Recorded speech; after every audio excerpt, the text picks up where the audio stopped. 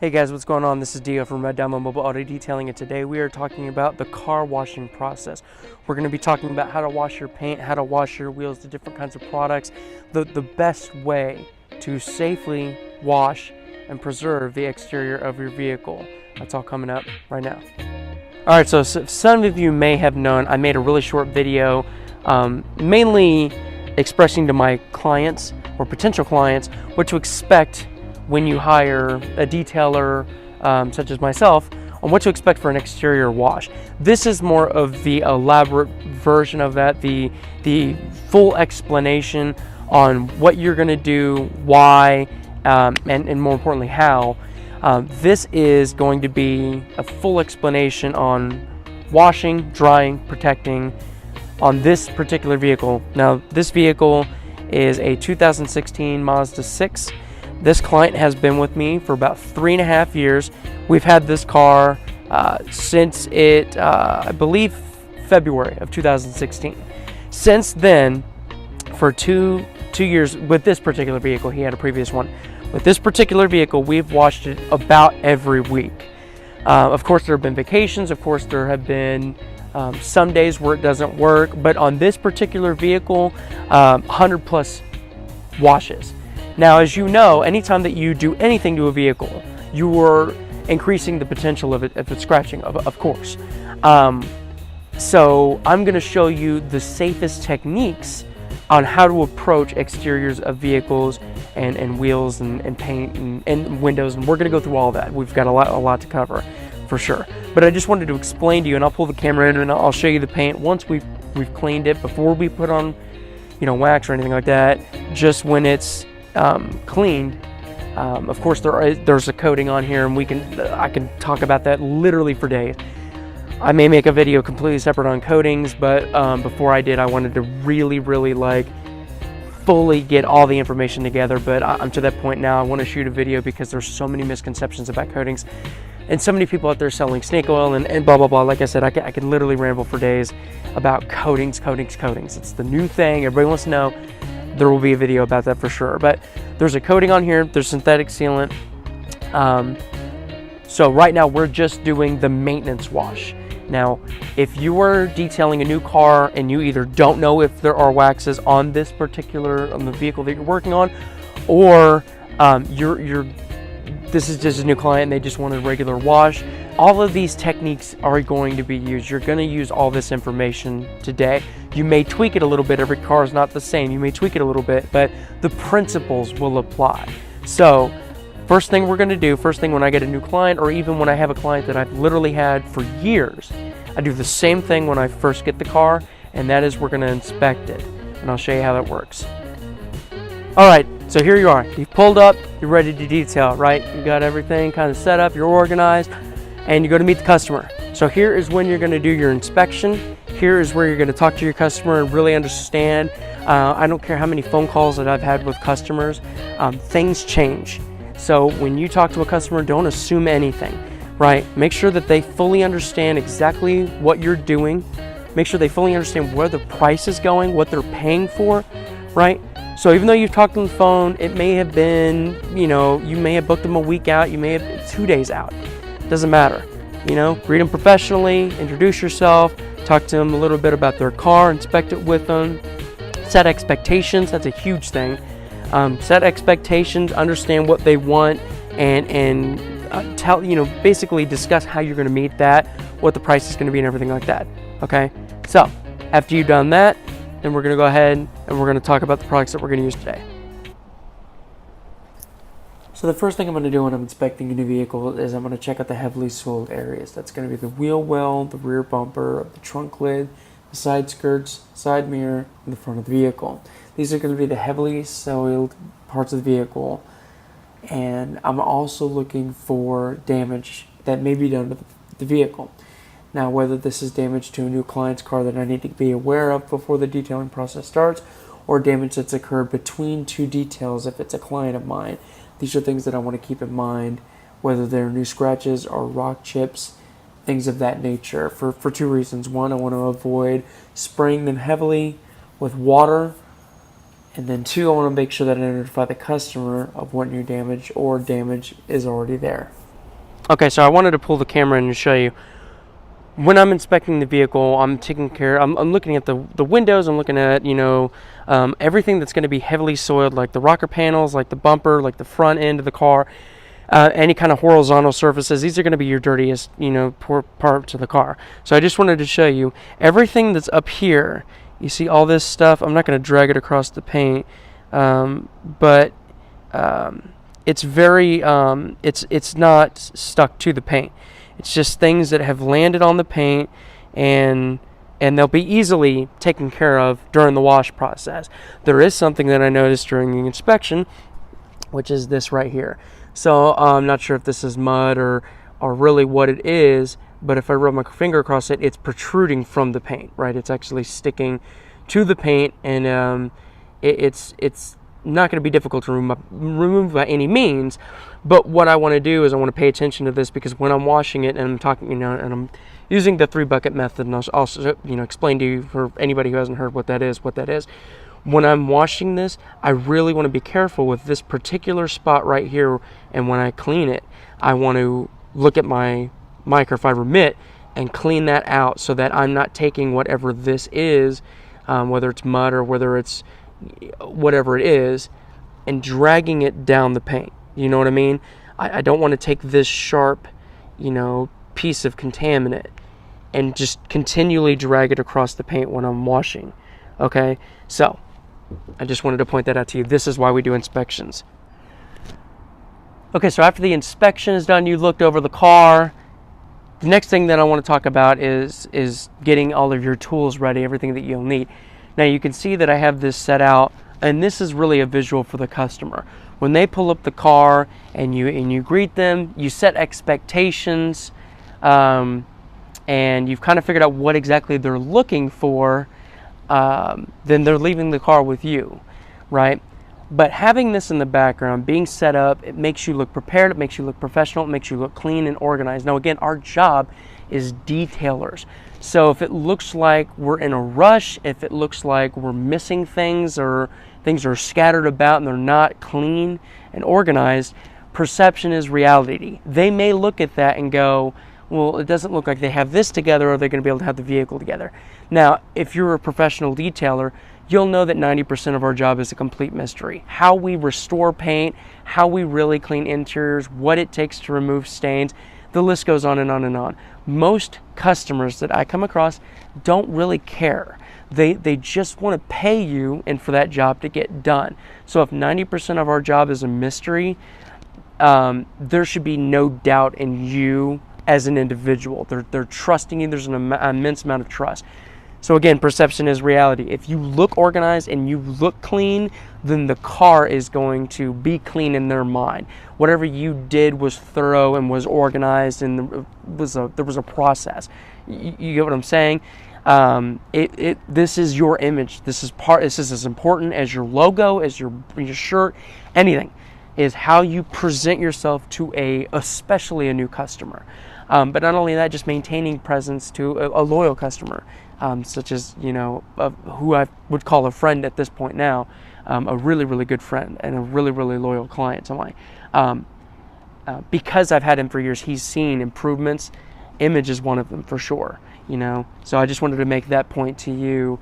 If you're a new detailer, even if you're an old one, image is important to a customer. Just keep that in mind. So now that we're here, I want to talk about all of the tools, and because this is the longer video, again, we're going to really go into it. So for those of you who do not know, there is a thing called a 2-bucket method. If you've heard of that, fantastic. Here's basically what that means. There are 2 buckets, and one is specific for car soap, and the other one is for rinsing, so it's just regular water. So when you're washing the paint, you do a panel or two, depending on the severity of how dirty it is and things like that. Of course, use your own judgment and adjust accordingly. After you do a panel or two or whatever of washing, you will then scrub the microfiber, or hopefully you're using a microfiber mitt. I don't think that we need to go into that. You shouldn't be using sponges or beach towels or terry cloths. I don't think we need to go into that, but you should be using microfiber mitts of some kind, lamb's wool, something along that nature. when it gets full of contaminants in it and it gets, you know, filled with the dirt and things like that, you'll scrub it in the clean bucket and release all of those contaminants that if you continued washing the paint, you would scratch the paint, you know, or damage chrome, whatever it may be. So then you would scrub it in here and clean the pad out or the mitt, and then you'd redunk in the soap, and then you would continue on your way, right? This is the 2-bucket method. That's great, but this is the 3-bucket method. This is for wheels. So here's the difference. I have 2 white buckets because this is for paint, and anything that goes on the paint never, ever, ever touches the wheels. That includes the mitt, the tools, everything, right? Here is just for wheels, and that's why it's black, because you can't mix the 2 up, or the 3 up. When you're washing wheels, it's different than washing paint. When you're washing paint, you're washing dirt, you know, dirt, road debris, things like that. When you're washing wheels, you're washing brake dust, iron deposits, metals is what you're washing. So when you redunk your mitt in, or when you redunk your tool in, and you know, release all of those metals, if you were to then take your mitt or whatever you're choosing to wash your vehicle with and use the same water or the same tools, all of those iron deposits, all those really, really sharp, jagged metals are going to destroy your paint. And this is what really separates, you know, the weekend kind of cleaner from a professional detailer. You not only knowing this and being consciously aware of this, but actually going through with it, buying separate things, and educating, you know, customers. Of course, that's part of your job, is to not cross-contaminate. Like, you don't put cooked chicken next to raw chicken. You just don't do it. It's super dangerous to the health of you. It's super dangerous to the health of the paint to cross-contaminate metals and soapy, just dirty water. You know, dirty water is bad, but jagged metals are way even worse. I think you understand that. So then we'll go a little further into this. So in my wheel cleaning bucket, I have a wheel woolly. This is what cleans. You don't want to clean just the face of the wheel. You want to clean actually inside of the wheel and the back of the wheel. We'll go more into cleaning wheels here in a little bit, but I just want to kind of tell you the tools that I'm using. This is a lug nut brush. Now, I've had this thing literally for years, and you all know me. Shout out to Larry from Ammo. I'm a big advocate of Ammo, as I'm sure most of you know. This was one of his brushes that he was selling, and of course I jumped right on it. Now, I've taken some really soft tape and I've wrapped it around where the metal banding is, so just in case one of those days got my music in and I'm not really I'm detailing, but just to protect me as insurance, if I was to accidentally hit the side of the wheel on the paint, right, this is going to protect that paint from getting scratched. So if you have any kind of tools that you use on a car, and it may have a little metal band for the bore bristles or any kind of bristles or anything like that to hold it, wrap them. You know what I'm saying? Put some sort of protectant on it. Anyways, just for that. And then I got a tire brush. Now, I've got other tools that I use for other clients. Like if I'm walking into a car and I'm not sure what to expect, I have way more brushes of these that are different sizes in case the caliper is too close to the wheel well, or anything of that nature. I have other tools that I bring along with me because I know this car and I know what it needs. I brought what needs to be done. So those are the tools that we're going to be using. And then here's something that I'm really excited about that I wanted to talk to you about. This is important too. So this is called a grit guard, and it goes on the bottom of your bucket. And what it does is when you're washing your wheel well, or washing your wheels, or even your paint, I've got grit guards in these buckets too, which I'll show you. When you redunk your mitt in, you're not going to get the contaminants back onto the mitt. So what this does is when you wash your mitt and you agitate it, let me take this off for a second. I'll kind of dissect this piece by piece. When you wash it, and it's at the, you know, all the contaminants float down, right, and they float under here, they get through the vents, right, and then these fins hold the contaminants down. When you redunk your mitt in, you're not touching the bottom of the bucket. You're not reintroducing contaminants back to whatever you're washing, whether it be the wheels or the paint, right? So these are super cheap, but again, some of these things really separate driveway detailers from professionals. And this is definitely one of those tools that it's just so cheap. I just don't know why you wouldn't purchase this. This is a washboard. So this actually attaches to the grit guard, and this is by Grit Guard as well, as I'm sure you know. So what this allows you to do is take that mitt and just slightly agitate it, right? I used to use my fingernails, but then when you go to a client, you've got like dirty fingernails. It just doesn't look good. So I bought this, again, super cheap, and you just kind of give your mitt a little bit, either side, boom, boom, redunk, you're good to go, right? Just another helpful tool. And I bought a smaller bucket. So this isn't a 5-gallon, and this normally sits all the way in the bottom. But what I did is I bought a smaller bucket, just not to waste water. But if you see, it actually sits. So there's the bottom of the bucket, right?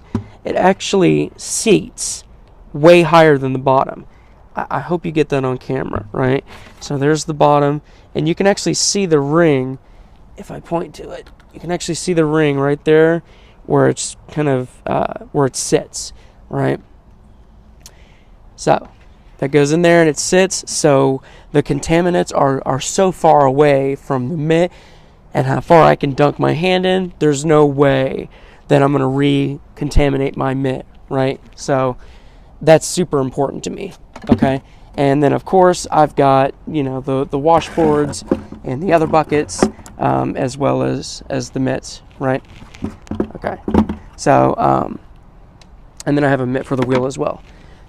So, wanted to talk about that. That is the 3-bucket method, for those of you who do not know. Now, I have all of my ammo products here. So this is my interior regimen.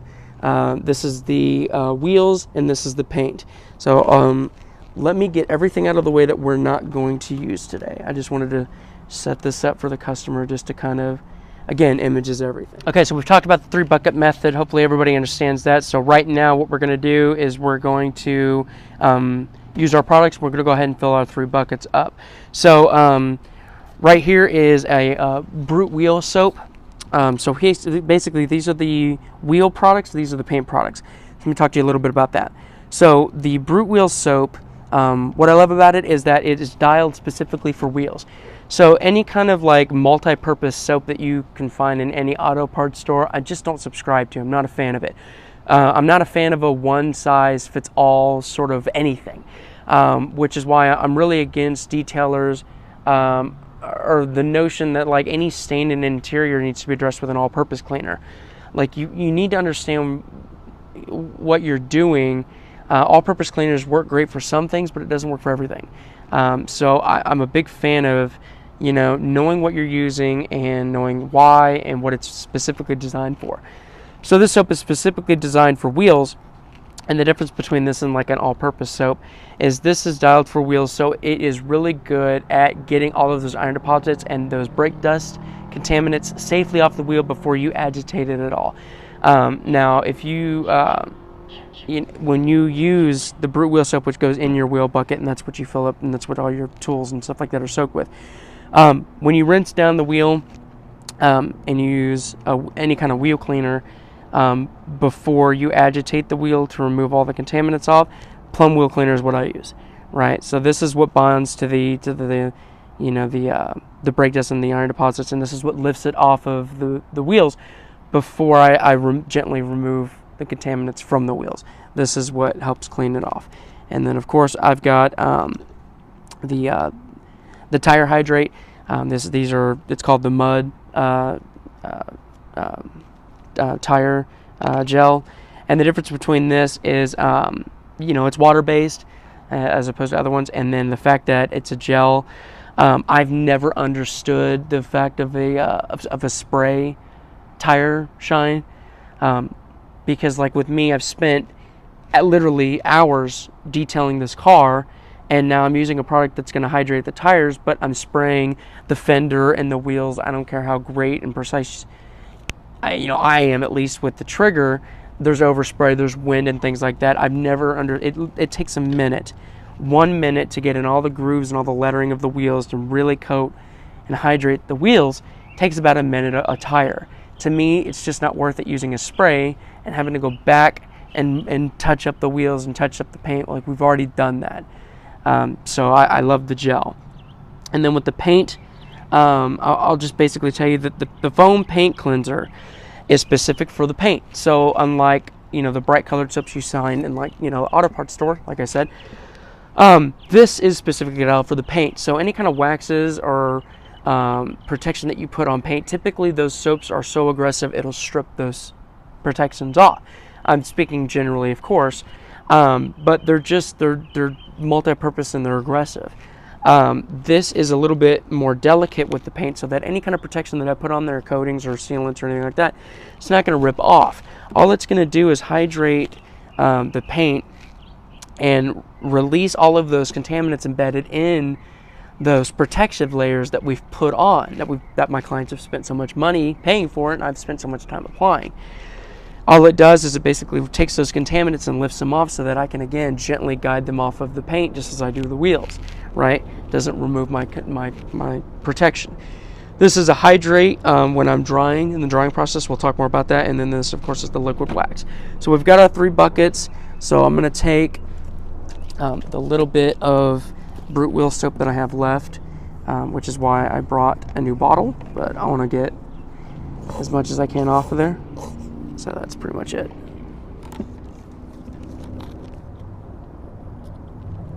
So we're going to do 3 squirts. I'm going to do 1 in the paint, 1 inside the mitt, 1 on the outside of the mitt. 3 squirts, right? Foam paint cleanser, same thing. 1 inside the bucket, 1 inside the mitt, sort of. 1 on the outside, right? And then, in our foam gun, which I think I failed to talk about, this is the foam gun, the Gilmore foam gun, and then I've got Rain-X as the glass cleaner. I also use invisible glass. I'm a big fan of that. And then, of course, I got the tire applicator for the tire gel. So, with the foam gun, I'll do 2, 3. Now, again, depends on what kind of car you're working on, how dirty it is. This client, I work on his car every week. 3 is enough. All right. So, all right. We got everything ready. Now we're going to fill our buckets. Okay, so here we are at the wheels, and let me explain a little bit about why I start with the wheels. I start with the wheels because I want to wait to the last minute before I put water on the paint. When I put water on the paint, that is because I'm ready to wash the paint, and I'm washing it at that moment, right?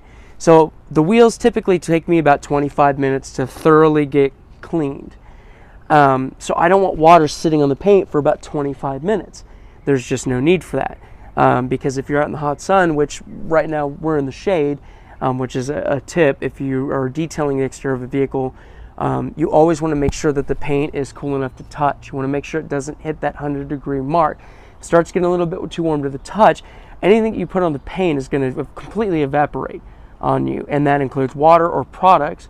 And if a product just basically evaporates as soon as it hits it like a hot skillet, it's useless. You did not apply wax or whatever you're putting on there. It evaporated so quickly it's not even effective. So even if you applied wax to an entire exterior of a car, like a spray wax, and it was, boiling hot, 140 degrees, hasn't penetrated the clear coat. It's not doing anything, right? So you want to make sure that the paint is cool to touch. So again, we're going to do the wheels first. We're going to rinse them down. We're going to apply our product. We're going to allow it to sit for a few seconds, and then we're going to go ahead and agitate, and we're going to clean, and then we're going to rinse it again. And we don't need to dry it right now because, again, we're going to do the paint. So don't do more work for yourself than needed. So let's go ahead and start. I'm going to do the wheel wells first and get those. Any kind of dirt or any kind of road grime or anything like that may be embedded in the wheel well. I'm going to go ahead and rinse off and start with the tires. Basically work your way down, right? So this also helps your suspension. So right now I'm washing the control arms, I'm washing the tie rods, all of the rubber grommets and things like that. I live in Florida, of course, so clients deal with sand and salt and all that stuff. All that does is if it sits there and you don't wash it off, especially on like your ball joints, and that sand can actually damage your ball joints, and if it splits the rubber and exposes, you know, the ball joint in there, you've got to replace it, right? So car washing is not, it's not just for looks, it's also for maintenance too, right? So we've rinsed it down, and I'm going to go ahead and spray some cleaner in there. Now again, I do this car every week, so I'm not going to sit there and heavily heavily coat the wheel with the wheel cleaner. It's a waste of product, right? So I'm going to do a couple of sprays, and for this particular client, that's pretty much it. So as you can see, the wheel doesn't have a lot of brake dust or iron deposits or whatever, but I've had clients, of course, that haven't had detail since they bought the car in 96 or whatever, and the whole face will be purple, right? But only the rotor is purple, and I'll pull the camera in, and that's that brake dust and those iron deposits being released from the surface, and then the soap is kind of washing them away. And when you go in there and agitate it, you know, that's how to get the best result when you're cleaning the wheel. All right, so we let the product sit there. While it's sitting there, we're going to go ahead and start, right? We got about 10-15 seconds before we start agitating this, but I don't like to let the product sit there too long, because it's a strong product for sure. It does its job, but I don't like to let it sit too long. So what I'm going to do is I'm going to take my wheel woolly, and I'm going to go, and anything that the garden hose didn't get on the wheel well, I'm going to come in here and knock off, right? Because what I'm doing right now is creating contrast. Nobody wants to have a clean paint, clean wheel, and then look in their wheel well and it be dirty, right? So I created this contrast where the wheel well is real nice and clean and it's dark. And then you've got, you know, nice hydrated tire, and then you've got a real clean inside and out wheel, right? So I'm going to take my lug nut brush, and again, because I clean this car every week, I'm not going to sit there with the tire brush because of the fact that it's not necessary. But what I'm going to do is I'm going to clean in the groove in between the wheel and the tire and make sure that there's no contaminants between it. I'm going to give the wheel a quick little brush here just to make sure anything in the grooves gets out, right? And then I'm going to hit those lugs. Make sure that anything in there, in the emblem, sure it gets agitated. Now again, when talking about the tools, if I was to accidentally hit the paint, this would protect me. Remember I was talking about that? So just wanted to bring that up. So now we've got all that done. Now we're going to start at the top with the wheel woolly, and we're basically going to pull all of the contaminants off of the surface. And what I love about these two is that unlike other cleaners, the stem or the handle will be some sort of metal. And again, this is why I love this product, is because it's like a vinyl, or like a plastic. So anytime it touches the wheel, I'm not sitting there terrified, you know, biting my fingernails that I may be doing damage. Detailers are like doctors. We're here to do, you know, no harm. That's our job. So at this point, we've got kind of everything agitated. So I'm going to take my wheel, or my the mitt just for the wheels, and I'm going to go in here and I'm going to clean, and I'm going to also clean behind the spokes, right? So I'm not just cleaning just the face. I'm reaching my hand in there and actually curling my fingers to get in all those tight spots, right? And get behind every spoke.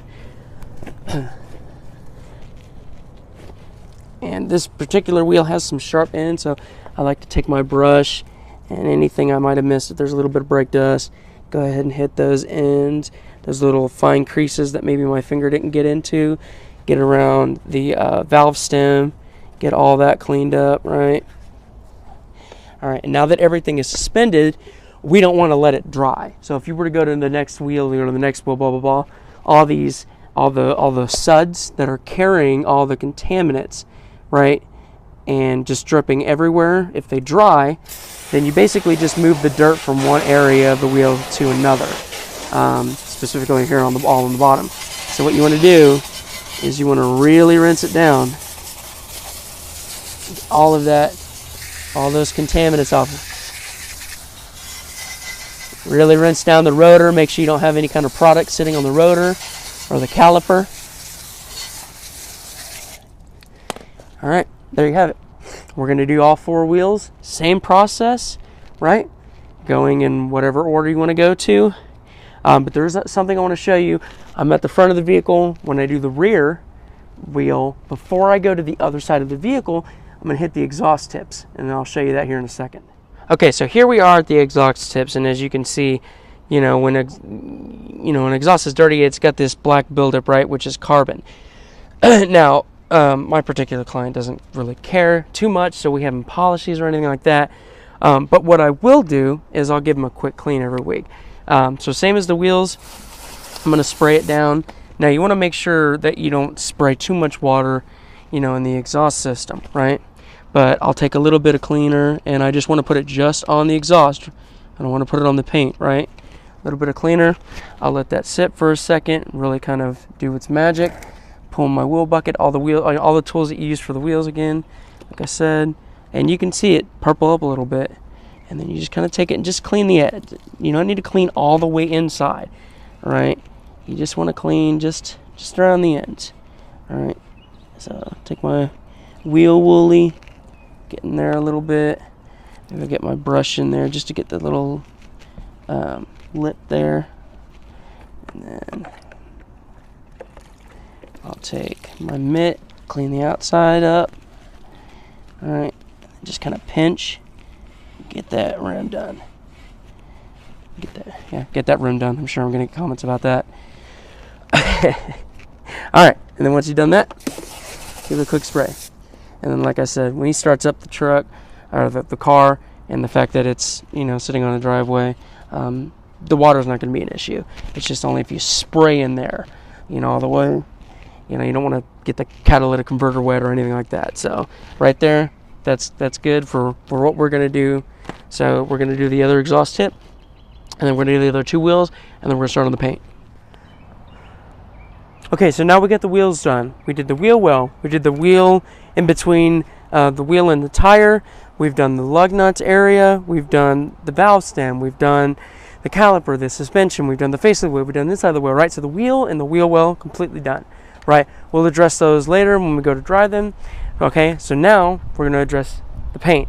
And what we're going to do first is we're going to rinse the paint. So any kind of contaminants like I showed you on the trunk that maybe just kind of sitting there, it doesn't make any sense for you to apply soap to it yet, because then the soap is only going to suds, and those suds are going to lift the contaminants that either wind or just a little bit of mist, water or water pressure could just push off, so that when you do apply the soap, they're doing the job that you need it to do, not just what it's designed for. You know what I'm saying? Like, get everything that you can that's just loose off first, then apply the product, right? Saves product and saves time, obviously. So let's go ahead. We're going to grab our hose, and we're going to go top to bottom, right? And what I like to do is have the water work with me. So when you kind of start seeing it kind of all grouped together, kind of help guide it off of the car, right? So then that way all the debris that may be encapsulated in the water trails down the sides of the car. Okay, you see all that right there? That was dirt. It just came right off. So top to bottom, especially on the skirts here. Get this clean because that's a heavy soil area, along with the face of the rearview mirror right there.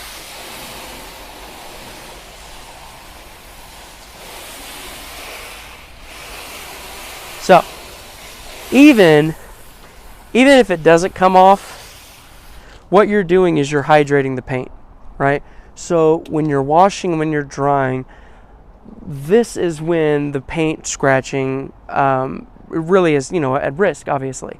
Or the love marks or anything like that. Anytime we touch our paint, because we love it so much, we can scratch it. So by hydrating the paint with a lot of water, which is the best hydrate, and then doing proper washing techniques, this can help avoid scratching the paint, right? So we're going to go ahead, I'm going to go around the whole car, and I'm going to go ahead and I'm going to rinse it all down, and then we're going to use our foam gun to lubricate the paint, to get it ready for the washing process. Okay, so we've rinsed the paint off. So we focused on those areas where heavy soil areas on the car are potentially going to be, right? That's where the wheels are, where they can sling debris when it's raining or it's muddy or anything like that.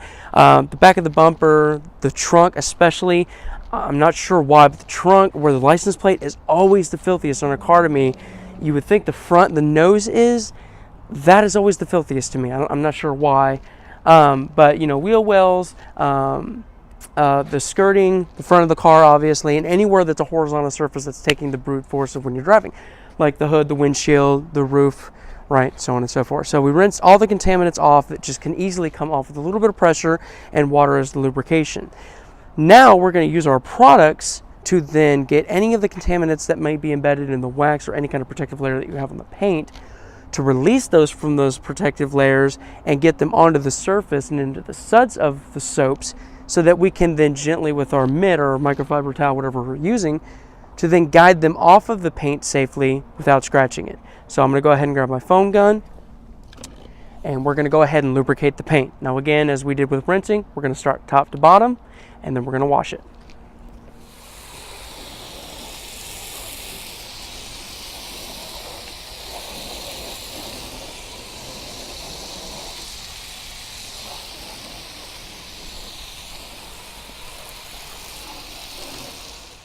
Okay, so here I am, got my 2-bucket system. I've got my water with my soap in it and my microfiber mitt, and then I've got my bucket with just regular rinse water. So we have lubricated the paint and ready for the washing process. So any contaminants that are on there that didn't come off the regular rinse may be encapsulated in the soaps now. Just another layer of lubrication and protection between you and the paint, right? As many layers as you can put between them, the safer that the washing process can be. So I'm going to go ahead and grab my mitt, which is soaked with water and soap, and I'm basically going to go from the top down. Now, it's hard to capture this on camera, but I'm not, again, like, you can put your hand in here. I don't like to typically do that unless I'm like at an angle. Because it just increases bad habits of applying pressure to remove contaminants, and I do not want to do that. All I'm doing is I'm letting the mitt do the work, right? So I'm just holding it on whatever surface I'm cleaning, and I'm just guiding the microfiber across, right? Now, if there are contaminants that do not come off with just a normal microfiber mitt and a pass, I'm going to address it. So it may be something that maybe just needs a second pass. If it's real dirty and it's down here on the bottom, maybe it needs a second pass. Maybe you do need to give it just a little bit of pressure just to encourage it to come off. But 90% of the contaminants that you're cleaning, if the vehicle is maintained properly, will come off with a very gentle just guide. All you're doing is guiding.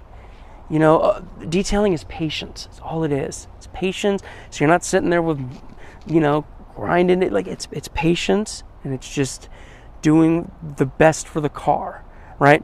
So all you're doing is guiding all of these things off. If it's something that doesn't come off, like on the roof with a normal pass, maybe even doing a second pass, doesn't come off, it's because it's a speck in amongst a clean panel of paint. And I'm going to look at that. And then I have to decide, is this something that needs a third pass? Or is it something that is so embedded in the paint that the safest way to remove it would be to clay bar it? Now, as soon as I say this word, clay barring is like coatings, where it's just like, it's super exciting, and people think that, like, if I put clay barring next to my, in my business, that I am above the rest. It's such a simple tool, and it's so often used incorrectly and in wrong circumstances and for wrong reasons. I'm going to do a whole video again. This is just talking out loud. These are videos that I really want to make to show that the clay barring is one of those things where it's only needed when it's needed. Does you should get that. So this car we take care of weekly, right? If there's a speck on here I can't get off without, just a normal washing process, it's abnormal to me. It's not a normal level of filth. And he may have parked under a tree, or he may have, maybe, bird poo, whatever it is. It's something that clay bar could remove. Again, I'll explain in another video what clay barring is all about, because that's another 30-minute video like this one's probably going to be. But just to get the point across, when you're washing, just guide the mitt or the microfiber across the surface of the paint that you are painting, and I promise you, if it's just regular, dirt, soil levels, this technology will pick it up. So I've done half of the roof, and then I went down here. This was, I don't normally do this. This is not my normal process. Excuse me. I only did this just to show you how delicately I'm putting, a pressure onto this mitt, right? So my normal process is half the hood, the trunk, the roof, with this particular car, depending on soil levels, again, adjust accordingly. But half the roof, half the trunk, half of the hood, and then rinse, do another panel, rinse, blah, blah, blah, right? So this is where this wash mitt comes in. All right, kind of give it a couple back and forths, come back here, right, and then off we go again. So again, I'm going to finish one half of the car, right, this side. Not the bumper, not the rear, not the face. This, right? I'm not even going to do the skirting. And then I'm going to go to the other side. I'm going to do that side, right? And then I'm going to go to the front, and I'm going to do the front, and then I'm going to go to the back, and I'm going to do the back, and then I'm going to go around the car, and at the lowest points, I'm going to do all that. I'm going to do all at once, but not all at once. Like, it'll be all in one phase, but you do a section, and then you go into the rinse bucket, you clean your mitt, and then you do another section. I just mean all at once, as in one rotation. Do you know what I mean? So that's the best way when you know your vehicle and you know the client that you're working with. That's the best way to get rid of the contaminants safely without scratching the paint, right? You have to do it in phases. You have to do it from the least dirty to the most, and kind of assess the vehicle, right? That's why we did the walk around in the beginning. Okay, so I'm going to go ahead and I'm going to knock out the rest of this car, and then we're going to talk about the drying process. Okay, so live, I'm going to make it a short kind of explanation here. So I went all the way around the vehicle, and I did do it in one pass. There's a reason for that. The reason was because the soil levels wasn't too bad, but I wanted to explain something to you. When I'm cleaning very specific amounts of paint, right, I'm paying attention to contamination levels, right? So when I know that I've come across contaminations, right, and I'm here and the paint's here, I'll move the pad up the paint, right, and then bend my fingers like this, right, so that the part of the microfiber that had the contaminations is now off the paint completely. So now I only have this section, right, and then I will use my fingers to just apply enough pressure to where it stays, spread out like this, right? So I'm curling the mitt with this finger, and I'm pressing these three spread out on the back of the mitt to just give it enough surface to keep it flat, and then I'll keep going. And then when I know that I've hit enough contamination soil, or contaminants, excuse me, I will then pull the mitt like this. Same principle, now I'm just doing this section, right? And then again, flip it over, same deal. Start here, start here, start here. I have 6 passes, quote unquote. Just flick water my 6 passes, right? So I don't need to go back and rinse the pad every time, as long as, like, if I'm doing the hood, it's the whole pad, right? So I got 2 flips, that's it. If I'm doing the rail on the skirt, take that pad, divide it into sections, and just be conscious of what you're doing and where your soil levels are. Now again, I take care of this client every week. If the soil levels on here are minimal, it's maintenance. If you do a new client that hasn't had a detail in 6 years, you better believe that you're not going to be able to do one panel with 2 passes without, cleaning the paint, or you may be able to because it's been in the garage for 6 years. Every car is different, and just assess, be conscious of what you're doing, be smart, and just get the job done the safest way you possibly can. I just wanted to make that point to you that I did say that doesn't mean you go all the way around the vehicle. It actually did go all the way around the vehicle, just doing a specific technique to make sure that when I did pick up contaminants, I'm not dragging those across the paint. That's what's great about microfiber, is that it doesn't allow that to happen. It pulls it in. But if you over soil microfiber, there's nowhere else for the things to go. You can only stuff the toy box so much until it's spilling out, right? You get what I'm saying? So divide it into sections and just be conscious. Okay, so we've got the paint lubricated, we've got it washed, so we should be contaminant free, but you should never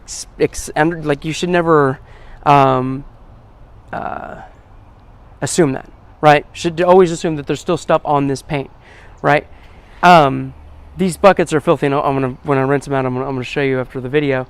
But these buckets are filthy, so we're gonna rinse the paint one more time before we get into the drying process. That's gonna do two things. One, that's gonna, any kind of loose contaminants that maybe the microfiber, when it glided across, maybe it lifted off the paint and it's just setting in bubbles, right? We now can rinse that off, right? Because they're suspended in the bubbles. You saw me do it, I only do about one pass per lane, right? So if I take my mitt and I go here, I'm only gonna do it once. I don't need to do 5 or 6 passes, because if there was contaminants here that I didn't see, I'm not just taking those and going back and forth. It's not necessary, right? So one pass looks good. Go down, do another pass, do another, right? One pat every time. That's it. That's all you need to do, to remove, dirt and things like that. And the only reason why I'm doing this whole video and explaining is because we're in the shade. Again, if I'm in the sunlight, if I'm just, unfortunately, I'm in a spot where I just literally cannot get out of the sun, you'd be going a lot faster than this. You would have to, and you'd have to keep hydrating the paint I'll make a video about this too. I got so many videos, so many ideas that I want to make. When I'm in the sun, I have a technique of using the foam gun and the hose and my mitts and my water and things like that. When you're in the middle of the sun and you have nowhere else to go, you have to constantly keep your glass and your paint hydrated to avoid water spots, right? It takes a lot more water. So what would take me, a normal car would be 35 gallons, could take me 60, right, if I'm in the middle of the sun. It's just one of those deals. But anyways, that's why I'm just taking the time, because I'm in the shade and it's late in the evening. I have an opportunity to do this. So anyways, don't assume that the contaminants are off. They may be suspended. We're going to rinse it off, and then we're going to start with the drying process.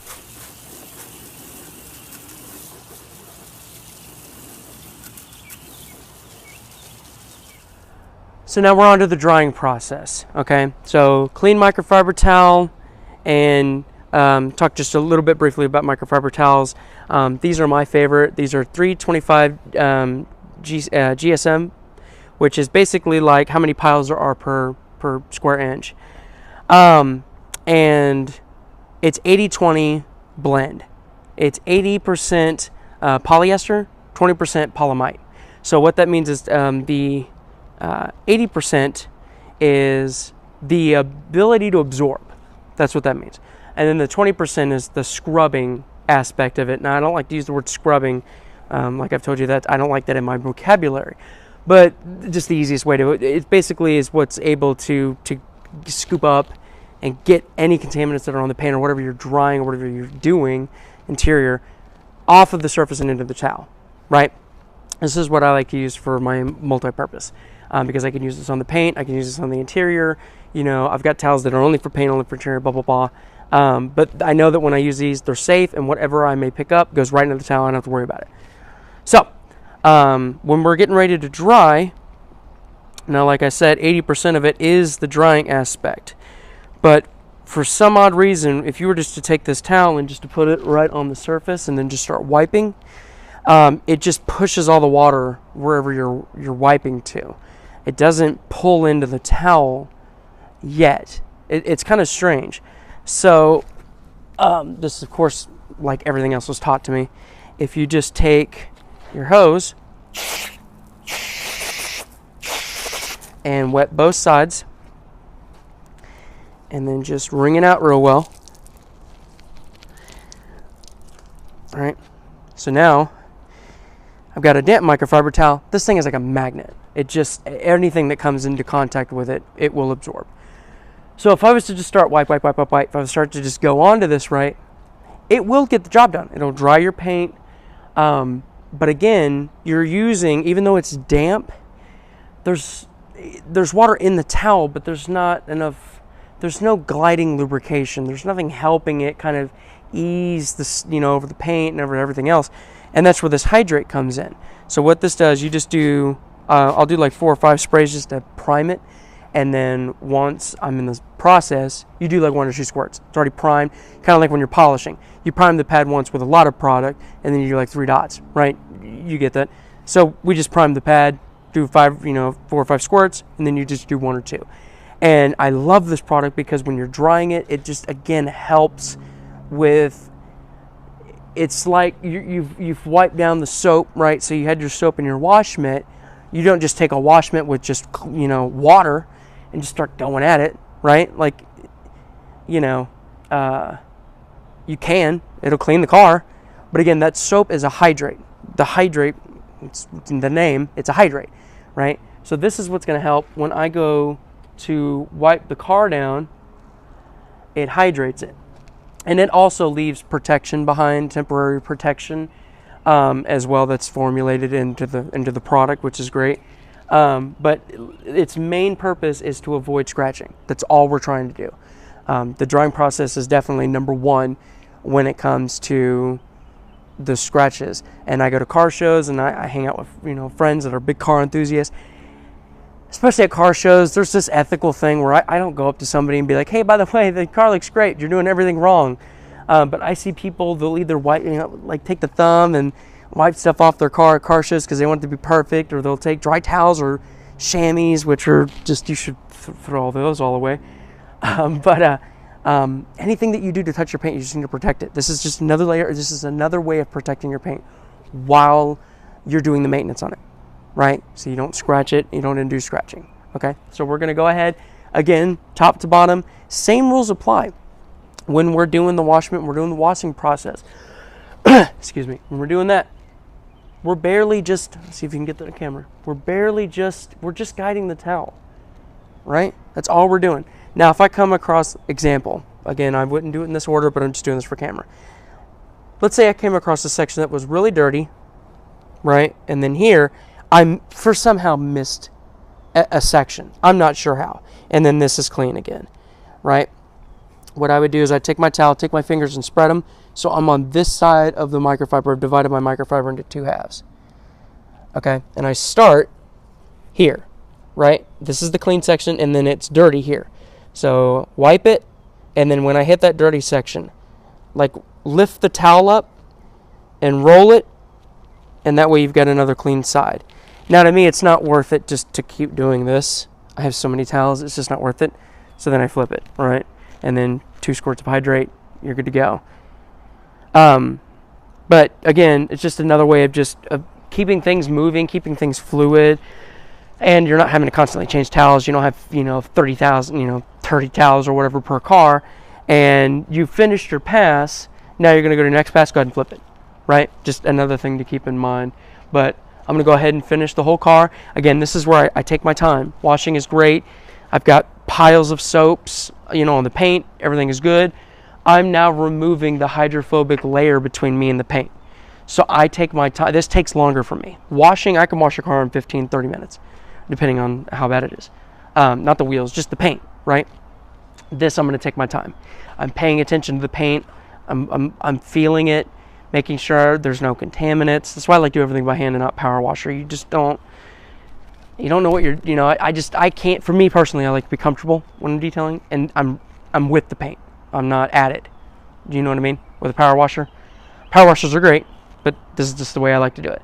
So I'm going to take my time. I'm going to make sure that my towel is lubricated, that my paint is lubricated, because when I wipe, there's a layer of hydrate behind me from the product. I'm paying attention to that, to anything I might have missed, right? This is not the detail phase. This is not where we make sure all of our glass is clean and everything like that. All we're doing right now is getting the water off the car. But again, we're removing that hydrate level between the towel and the paint. Be conscious of that and just take your time, right? Okay, so do you remember during the inspection when we were walking around the vehicle and I had noticed this? Now, I took one pass with it and some of it did come off during the washing phase. So I just wanted to let you know this is something that did not need to be clayed, right? So all I'm going to do is instead of spray, I'm going to spray my towel, right, just like I normally would do. I'm going to spray a little bit right there, okay? So all this is going to do is add, a large amount of protection and hydrate when I go to actually clean this, right? So you can see I can take my finger and it's pretty much gone. So one wipe with the microfiber towel, gently, right? Boom, gone. Now, could that have scratched the paint? Probably not. But this is a good routine to get into and a good habit to get into, is that when you identify things that, like, I felt it with my fingertip. It wasn't like a flat contaminant in the pores, because we wrap the pores. There's no pores, in this paint. It's all, got coatings and waxes and things of that nature in it. Excuse me. But it was a lot, to me, it was a lot, right? So it was worth it to take that second, because there could have been, pebbles, rocks, or, like sand, anything like that. You just don't know what you're dealing with. So one little wipe of the microfiber towel and boom, problem gone. Probably wasn't going to be a problem, but again, a good habit to get into. Wanted to address that. Okay, so here we are. So we've gotten all of the, most of, the water off of the paint, okay? So I'm going to take another microfiber towel, right? And I've got it damp just like we did with the other one. And I put my hydrate. Hold on one second. Lifetime, folks. Here we go. Hey! On the other shot I took. All right. Go back here. That didn't happen, because I'm a professional. 4 squirts of hydrate. All right, and I'm going to do the wheels.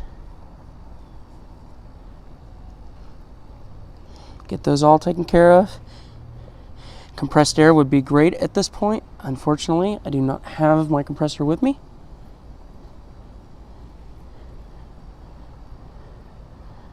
But that would be great to get into these lug nuts and these emblems. But okay. So now, here's my rule. This side is for the wheels now. It's hydrated, right? I'm going to flip it inside out, right? Now, let me explain this. This is for the wheels, right? So it is now back here for the wheels. I'm going to turn this inside out, and I'm going to use this for the tires. So let me show you. This is the front face that we had the hydrate on, right? I'm not going to use this for the tires, because then when I lay the towels together, I've got tire oils and tire gel in my hydrate, right? So I'm not going to do that, obviously. This is going to be the side for the wheels. So it's not only not on the same side of the towel, it's not on the same fold as the towels, you know what I'm saying, right? So then this would be for the rubber, and all I'm doing right now is just speeding up my process, so when I come back and I go to add a little bit of hydrate to the tires, anything that might have been on there that might have been stuck to it, like a little bit of sand, just because we're in Florida and it blows, sand around and stuff like that, it's not going to affect the product applying to the tires, as well as the moisture, right?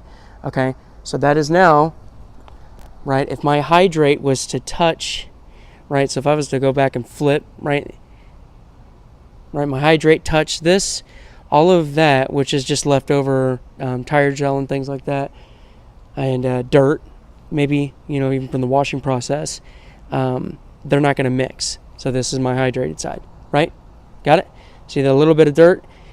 Okay, so we clean the wheels, right? We clean the wheels. Not only that, we used the soap gun, right, the foam gun, to clean the wheels, and still look, there's still a little bit of dirt that we picked up, just that little bit, right? So I'm going to be conscious of that, probably just use this side, and maybe even just use another towel entirely instead of flipping sides now, because I've got a system going on. Okay, so just wanted to kind of explain that to you. So we're going to touch up all the wheels. That's what we're doing right now. Then once we're done with that, then it comes to the detailing part, right? This is when we're going to apply the liquid wax. This is when we're going to really make sure that the paint is completely clean and that all of the water is out of every little crevice and it's off of the body of the car.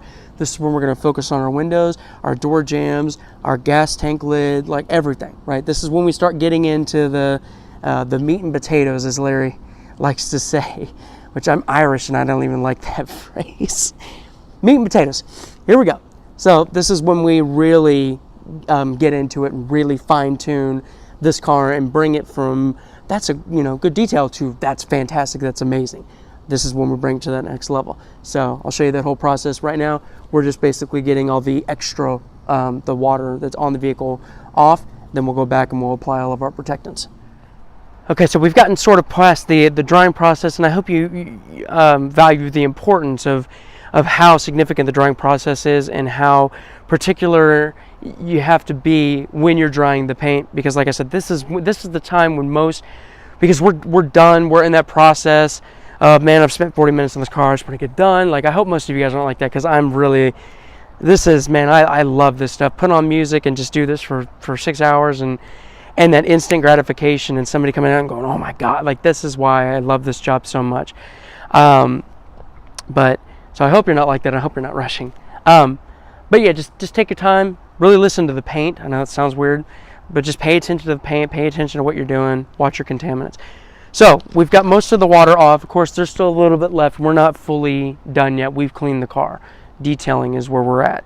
So what I've got is a new microfiber towel, okay? And remember when we dried it, we wet it. That was for water pickup, right? To help us pick up to wick away the water. Right now, we're not doing that anymore. Right now, what we're doing is we're picking up maybe leftover contaminants, even though we just washed the car, right? I'm doing a video, so obviously it's been 5 minutes since I've touched the other side of this car, right? Because I finished on this side. In a normal wash, it may be only a minute, okay? But that's a minute that the wind can blow. Something can fall onto if you're under a tree to get shade from the sun. Something might have fallen. Something did fall on this car. Let's be honest. Something did fall on this car. So what I'm going to do is, again, like you prime your pads when you polish, I'm going to prime my microfiber pad. So all of here has a liquid wax on here. And again, it's all about not applying too much pressure. And what I'm going to do, there's something right here, literally. Pull the camera in. Just as we're talking, let me see if I can get this. See that right there? Just as we're talking. Okay? So all I'm going to do is take my microfiber. I didn't even use my fingers. Okay? I literally just scooped it up. Now, is that it? No. Because it's right there. I got it off. Why? Because I'm not going to drag it across the paint, right? So you get into these habits. So all I'm doing right now is I'm just ensuring that anything that might have been on this paint while we've been waiting, right? Now I'm going to get off. We're doing another thing too, which is we're applying protectant for next week. Liquid wax will last about 4 days to maybe a week. That's about it. If you're looking for a wax, and I'll make a video. I've got literally a whiteboard in my office of videos I need to make. I want to talk about the 3 different kinds of waxes: carnauba, synthetic sealant, and liquid wax. Why you use them, when you use them. Of course, I'm going to talk about coatings. I may just do 2 videos in one, also addressing coatings. Make that video and talk about the specific reasons why you would use all 3, because there are 3 different reasons there's a different reason for using all 3, right? So, to protect our synthetic sealant that we've applied on here and to get the longest amount of time that we can out of it, which is about 4 months, 3 to 4 months is typically what we'll do this about every quarter. We'll reintroduce new synthetic sealant. So to protect the synthetic sealant, we use liquid wax because we detail this car every week. So anything that while he was driving, or if something stuck to the paint, like we saw on the other side of the vehicle, it's not sticking to the synthetic sealant, it's not sticking to the paint, it's sticking to the liquid wax, right? So we've removed the liquid wax during the washing process because this is so delicate that even the delicate soaps that I have will remove it. It's supposed to remove it. At least this type of wax, not the synthetic sealant. See what I mean? Now we're reapplying new. Why? For next week. Because next week we're going to wash it, we're going to remove all the contaminants, and then we're going to reapply protection. Okay, three's love company. Is that a quote? I don't know. Anyways, 3-bucket system, right? For paint, works wonders. 3-towel system for glass, also the same. So, I want to show you a little something. So, in my hands, right now, I've got 3 microfiber towels, right? And these are the 325, the ones that the multi-purpose, right? This is specifically a glass towel, so this is like 1,200, okay, piles. And this is specifically for glass, not for picking up debris, but for moisture, right? For anything that's on the pores of the glass, which, as you know, paint compared to glass pores, paint is very open, and these are very closed. That's why it's a lot harder, okay? So the best way to do it is to take a towel and just lightly spray it. You do not need a lot of product on this, especially because you just cleaned it. And all this is going to do, right, is pick up any extra, contaminants that you may have missed during the dry process, or that have just fell on the glass. The glass, as most of you know, is the most pain in the butt, and it takes the longest to clean, and a lot of it has to do, again, with just technique, right? So I'm using the sun to aid me, right, as I hope I got the camera set up pretty decent. So we've picked up a lot of stuff on here. So now what we're going to do is we're going to one spray. Boom, that's it. All it is just to hydrate it, right? So it's easier to wipe around the window.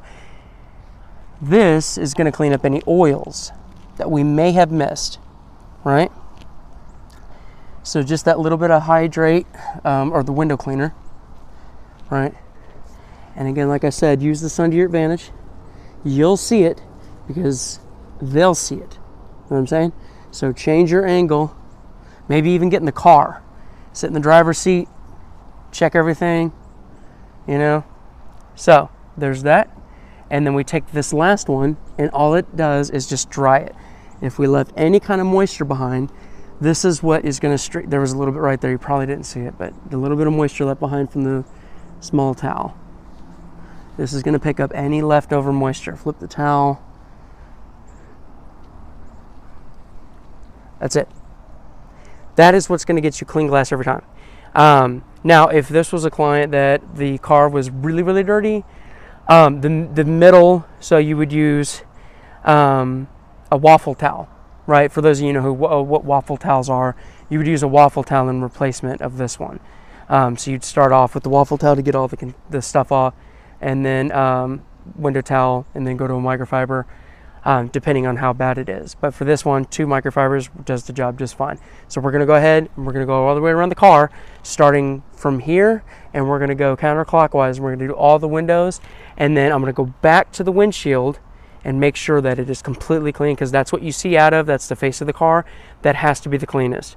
I don't care how much time you focused on the lug nuts and how much time you focused on the taillights and blah, blah, blah, blah, blah. None of that matters if somebody gets in the car and you have a smudge on their windshield. Everything goes out the window. Everything hard that you did, however much time you took on this, that one smudge ruins the entire experience. Remember, we're a luxury, service. This is not a necessity to a lot of people. To us, of course. But to a lot of people, it's not a necessity. So if they go out and think that a car detail is like a spa to them, spa day, right? Not needed, but it's nice. And they get in their car and there's a smudge, the whole experience is gone. Whatever they paid, not worth it now. So you're not judged on how well you did the paint or blah, blah, blah, or all this stuff. It's what you missed, right? So just keep that in mind. We're going to do all the glass now. Okay, so we finished all the glass, and when I'm doing the glass, I'll do the chrome, and I'll do the headlights and the taillights as well, because they're so fine pore. They're just not very porous. They are, but just to clean them, kind of the same kind of process. 3 towels. So the next thing that I do is we're going to do the door jambs. We're going to do the gas can, the the gas tank lid, and then we're going to do the trunk, right? So the towel that I use with the paint, right, it's got the liquid wax in there.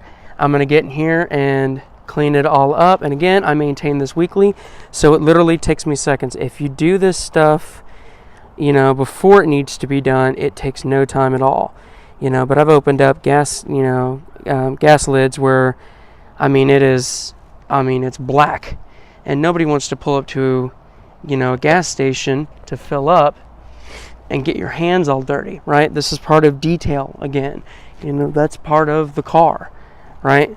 So I'm going to open this up, and because I know this car, I'm going to get in here and get that water out that likes to blow or likes to drip all over the paint before I fully open up this trunk.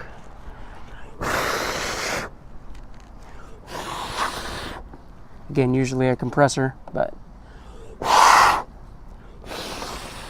I hope I'm not blowing right into the mic. I apologize if I am. I'll turn the volume down. So now I can open it up a little bit more. And again, because this is the dirtiest area of cars typically, I'm going to spend time cleaning this. So I like opening this up, and you can get your towel and just gently get right between the taillight and the paint. Right where you put your hand to open up the trunk, make sure that that is very, very clean, right? Because that's where, again, they're gonna put their hand there, right? So you got all this clean, and because I don't have compressed air, you know, usually if I shut this normally, it'd be no big deal. But because I don't have compressed air, I'm gonna shut it a little bit more gently. That way all the water doesn't come flying out. And then just do my last little touch-ups. And again, like I said, just make sure your towel has a lot of lubrication, whatever you choose to use. Make sure that you're not dry wiping this paint, because even though we've dried it and we used great techniques, if you just started taking a dry towel to the paint now, you'd scratch it. So same thing. I mean, I don't think I need to walk you through this. You get it. We're going to do the door jambs. And depending on the weather, I probably wouldn't do this as detailed if the wind was blowing hard, because again, I don't want to get the door jambs cleaned for then, you know, the interior to get dirty, right? Does that make sense? So, and I'll get all the way down here. All right, and get all that, and then again, just shut it. But I want to show you something. I clean this car weekly. It's from the door jamb, right? All that is disgusting. That is so black. So again, we're gonna flip the towel, of course. All right, start over. So get get the door jambs, get the trunk. And then I'll show you the windshield wiper blades. I also clean those at the very end with the window towel because of the oils. So if it's raining, there's contaminants and dirty all over the windows. When the windshield wipers go across the windows, it's collecting all that stuff. So what I do is when I clean the windshield's clean, but what if it starts raining again? As soon as they hit the wipers, that oil from the window wiper blades are going to go right back into the windshield, and then defeats the whole purpose of cleaning it. So you clean the windshield, and then you clean the wiper blades, and that does, you know, two things. Obviously, like I said, the first thing is that it doesn't redistribute the contaminants or the oils back onto the windshield, but it also extends the life of the windshield wiper blades. Again, it takes 10 seconds, but you do that 10 seconds every week, right, on a schedule, and those windshield wiper blades, instead of lasting 6 months, last 2 years. You know what I'm saying? I may be exaggerating, but you get my point of the seriousness of taking care and protecting the things that you're doing, right? All right, so let's finish up everything. Okay, so now that the windows are clean, here we are on the windshield wiper blades. And again, when I'm waxing the car, you know, when I'm doing the final details, again, I will clean with liquid wax. I will clean here, right, to avoid water spots, because again, when the customer is looking out right at the hood of their car and they see water spots all in here, again, perception is reality, right? So I put a little extra clean on here when I'm finally done, because again, this is not going to be used for the windows, because you'll just redistribute oil all over the windows, right? So right when I'm done, all I'm going to do is just take the blade, right, and pinch it.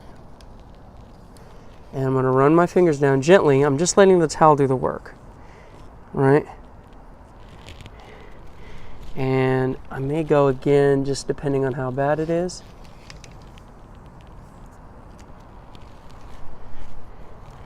Till you start to see it kind of clear up. Doesn't have to be perfect, but all right. So again, we clean this car every week, right? It rained in Florida, right? Where would all this go if it started to sprinkle a little bit? The windshield is perfectly clean, and you turn on his wiper blades right back on the windshield, right? So it's important, you know, it only takes 10 seconds, right? You don't have to, like I said, you don't have to get it perfectly clean, but a couple wipes, boom, good to go. Okay, so here we are at the wheels. Now, you remember way back in the drying process, we took care of this rubber. So right now, this rubber is completely dry, which is going to allow this product to be pulled into the tire evenly all the way around, right? So what we're going to do is we'll shake our product up, right? And we will, again, even coatings, so just distribute it around the pad evenly, right? And then what I like to do is I'll start from the bottom and I'll just go around real quick, right? So that it's applied all the way around. And then I'll kind of go in and do the details. So if there's any lettering, I'm going to go around and hit it, right? Go up and down, side to side, every angle to get that in. Now with this particular tire, I've done this client every week. So this tire is not going to need a bunch of work. But if you get a tire that's really dehydrated, or maybe they used a solvent on it and you really need to scrub to get that kind of like off color, that, you know, that whiteness off of the tire, right? And then you need to apply new hydrate. Maybe you need to go 2-3 passes, right, before you start getting the right kind of shine that you want, or the sheen, or whatever you want to call it. This particular client doesn't like, you know, in your face, you know, jewelry.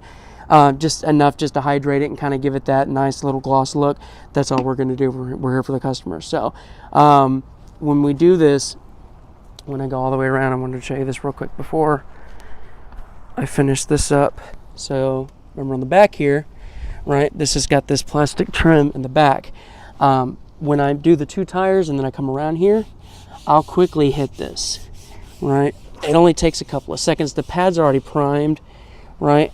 All this is going to do is just, it's going to discourage drying out, because I have had to recolor trim before, and it's a nightmare. So I'm going to do this ahead of time every week, and it should never dry out, because what's great about this product is you can use it on plastics too, not just rubber. Okay, so the last thing we're going to do before wrapping up is we're going to inspect the vehicle. Now you'll notice that I've changed my gloves to blue. So the black ones are really heavy duty. They're really good about when I'm, you know, cleaning in the wheel well, or I'm changing mitts, or I'm using tools, things like that. Really good at not breaking. I like these gloves because they're really, really thin, allow me to really get a little bit, you know, the black gloves are a little bit thicker. These are a little bit thinner. It's more responsive to what I'm doing. When I'm doing my last detail, I may be touching the paint, things like that. We just did the tires. Now again, I don't want to get the oils from the tire hydrate onto the paint.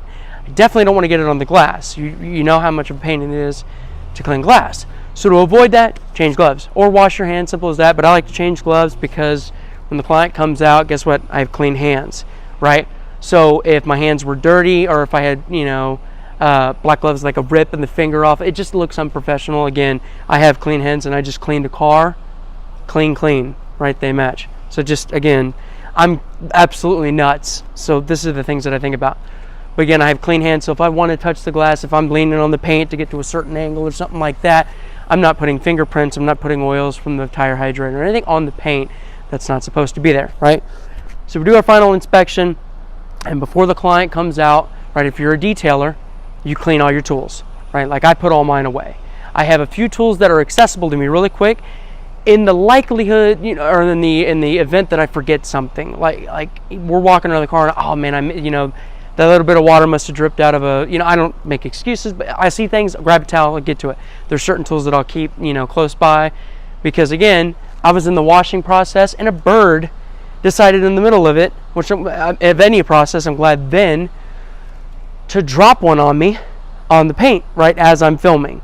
Of course, I'm not going to keep it in the video footage, but I had to address it, you know. So I'm like, all right, cool, this is something I got to address now. So when, you know, even though you're fully done, you may miss something, and, you know, first impressions are, you know, if you're dressed up for a cocktail party and you got a mustard stain on, first impressions. So make sure the car looks good, inspect it, and then talk to the customer. Okay, so now you've seen from start to finish how to properly assess the vehicle before you get ready to do a detail, how to properly wash, dry, and do the finalized details on a vehicle safely and effectively. If these things done correctly, by far will make you better than most. You know, this is really what it comes down to, is these things and keeping them in mind.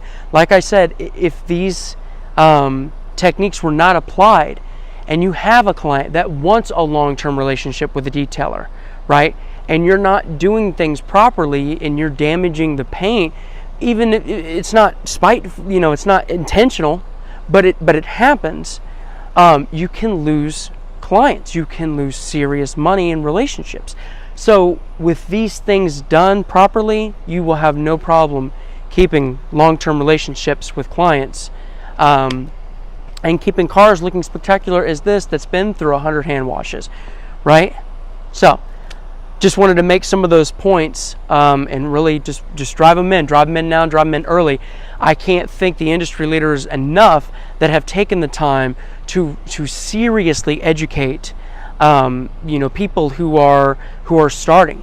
You know, when I was starting, my biggest guys were Larry Casilla from Ammo, who really, I was just detailing cars. I was just detailing my car because I bought a brand new car, and I was the first one in my family to buy a brand new car, and my passion sparked from there. I was only looking for a product to deal with my own car. And after a few months, because of Larry's educational YouTube videos, and because of the products being so great, and just because of a mistake of passion being found, as all great discoveries are made by accident, then I started pursuing a career in detailing. But if it wasn't, for Larry Casilla from Ammo, if it wasn't for Mike Phillips from Auto Geek, if it wasn't for Jason Rose, who back then was with Meguiar's, who now is with Rupes, if it wasn't for Buff Daddy, if it wasn't for, there's so many heads of the industry that have really taken me past being the driveway detailer and really into that professional mindset. And by them teaching me and teaching thousands of others has improved the culture of detailing and has improved the industry by far, and never asked for a dime. So definitely shout out to those guys. If you have not heard of those guys, you know, Larry Casilla from Ammo, if you haven't heard from Jason Rose, you know, if you haven't heard from Mike Phillips, definitely Google them. They have a plethora of information that's completely invaluable to not just professional detailers, but just guys that want to do it at home DIY guys. Check them out. But if you've made it this long, which I'm sure it's going to be a 40-minute video, but I wanted to put as much as I can in. Again, doing this video, there was a couple things that I had said I'm going to do a video about. I'm going to do a video about this. So I've got those marked down. I think I might actually take some of these things, like the drying process, make a separate video for just the drying process. So that way it's a 5-minute consumable video, but I wanted to do start to finish. This is what you expect from an exterior detail, not an exterior cleaning. This is a detail. We're detailers. This is it, right? So as always, guys, thank you so much for your, I appreciate it. Definitely, subscribe down below if you want to keep more of these videos coming for you. Any kind of criticism, comments, or anything like that, definitely welcome and encourage. If you want to reach out to me individually, you can email me at dio and then green like the color at ymail.com. Dio Green at ymail.com. I'll put it in the description down below if you want to email me about any questions. And as always, man, thanks, guys. I hope that this video showed you how much passion I still have after 6 years of doing this. I absolutely love this. This is part of my identity at this point. So thank you guys so much for your support, and as always, see you out in the field.